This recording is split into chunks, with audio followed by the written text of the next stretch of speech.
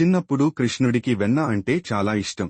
గోకుల గ్రామంలో ఉన్న గోపికలు వెన్న తయారుచేసి మట్టి కుండల్లో పెట్టేసి ఎత్తుగా తాడితో కట్టేవాళ్లు. కాని ఏం చేసినా కృష్ణుడు దొంగిలించేదే. తన స్నేహితులతో కలిసి ఇళ్లకి దూరి ఎక్కి కుండలు కొట్టి వెన్న తినేస్తున్నాడు. ఒకసారి గోపికలు చిరాకు పడిపోయి యశోద అమ్మ దగ్గరకు వెళ్లి ఫిర్యాదు చేశారు. అప్పుడు యశోద అమ్మ కోపంతో కృష్ణుణ్ణి ఒక పెద్ద ముద్దుసరికి కట్టేసింది.